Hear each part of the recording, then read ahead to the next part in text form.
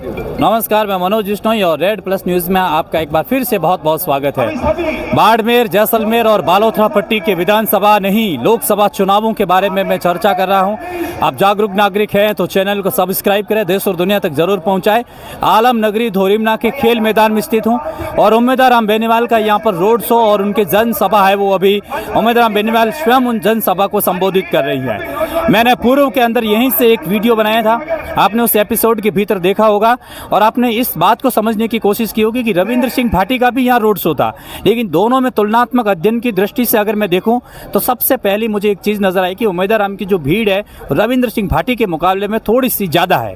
ज़्यादा इसलिए है कि पता नहीं यहाँ के लोग हैं वो लोकल लोग हो सकते हैं, बाहर के लोग तो मुझे बहुत कम नज़र आ रहे हैं। लेकिन यहाँ मेलू, मांगटा, ये जो दूदू है वहाँ से लोग हजारों की संख्या में ट्रैक्टर लेकर के, बाइक्स और उनके द्वारा ऐसे ऐसे गाड़ियों की एक रेलम पोल बनाई गई कि जो ब्रिज है वो बाड़मेर से राम जी के गोल पूरा ब्रिज है वो उम्मीदवार राम बेनीवाल के समर्थकों से ढक गया है। कैमरामैन से निवेदन करूंगा कि प्लीज़ उस सभा को आप ज़रूर बताएं। इस सभा के भीतर है वो ये आवाज़ है वो पीछे है वो हरीश चौधरी की आवाज़ दिखाई दे रही है, सुनाई दे रही है। हेमाराम चौधरी है, उम्मीदवार राम बेनीवाल है, सुनीता चौधरी है और उनके साथ में है वो यहाँ के दिनेश कुलदीप साथ में है, पूर्व छात्र संघ अध्यक्ष है वो मैं कहूँगा सुनील चौधरी साथ में है और छात्र नेता हरेंद्र चौधरी साथ में है। कर्नल सोनाराम अभी गाड़ी से पहुंचते दिखाई दे रहे हैं और इस भीड़ के द्वारा ट्रैक्टरों की संख्या का आप अंदाजा लगा सकते हैं। कई सारे ऐसे लोग हैं वो यहाँ इस रैली के भीतर नहीं पहुंचे हैं, जो आउटसाइड खड़े हैं। अंदाजा इस बात का लगाया जा सकता है कि पहले तो ऐसा था कि धोरीमना का बेल्ट है ये रविंद्र सिंह भाटी लीड लेंगे, लेकिन अब मामला है वो एक तरफा अलग हो चुका है। अब मामला कांटे की टक्कर से बढ़ करके हल्का सा उम्मीदवार राम बेनीवाल के पक्ष में चला गया है। मेरे साथ में कुछ लोग हैं, इनसे चर्चा करते हैं और जानने की कोशिश करते हैं। आप इधर जाइएगा, हम समझने की कोशिश करते हैं कि क्या माहौल है, क्या माहौल है। आप कितने टाइम से बेनीवाल के साथ में है ये बताओ। जी, हम कांग्रेस पार्टी के एक सच्चे समर्थक हैं और सदा से हमारे बाप दादा भी कांग्रेस पार्टी की सेवा करते आए हैं और हम कांग्रेस पार्टी के सच्चे सिपाही बन के जन सेवा करते हैं। लेकिन आज आप भाई कब से जुड़े हो भाई उम्मीदवार राम बेनीवाल के साथ में? हम उम्मीदवार राम जी बेनीवाल जब से हमारे कांग्रेस परिवार में आए हैं तब से हम उनके लिए तन मन और धन से लग गए हैं। हमने हमारे 24/7 घंटे हम इनके साथ रहते हैं और इनकी सेवा करते हैं, इनके लिए कैंपेनिंग करते हैं। हमने घर जाना तक छोड़ दिया है, जब तक इलेक्शन पोलिंग खत्म नहीं हो जाती शाम के 6 बजे तक, तब तक हम इनके लिए डटे रहेंगे। क्या माहौल क्या है?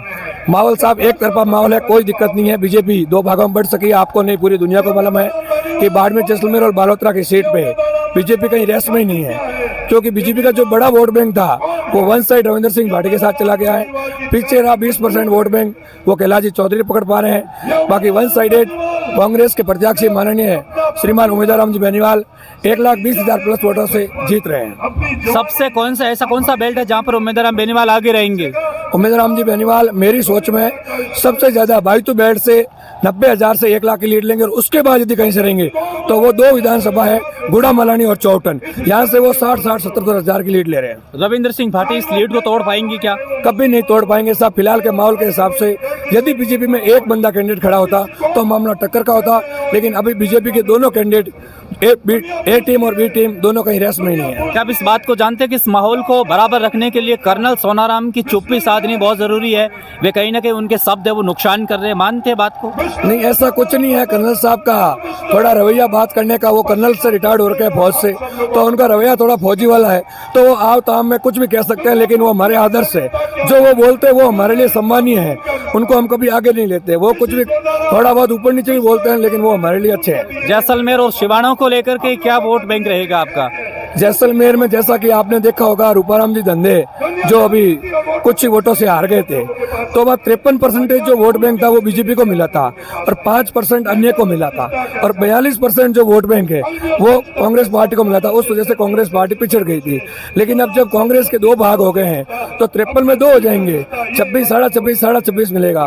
42% वोट बैंक हमारा फिक्स है वहाँ पे, तो उसमें कोई दिक्कत नहीं है। बेशक हम वहाँ से भी लीड ले रहे हैं। हेमाराम चौधरी ने अमीन खां और फतेह खां के बीच में सुलह करवाई है, ये बात सही है गलत है? आप काफी दिनों से घूम रहे, इसी बाबत इस सवाल को पूछ रहा हूँ। ये बातें सही भी नहीं है। इनका एक रिजल्ट आएगा शिव से निकल के कि 50,000 प्लस की जो लीड है वो शिव से देखने को मिलेगी। सबसे आश्चर्य की बात यह है कि जो बीजेपी के बी टीम के कैंडिडेट खड़े हो रखे हैं, उन्हीं की विधानसभा से, जहाँ से वो विधायक भी है वर्तमान में, वहाँ से भी कांग्रेस लीड ले रही है। आज भी शिव के अंदर हमारी सभा थी, कम से कम 15,000 लोग थे वहाँ पे।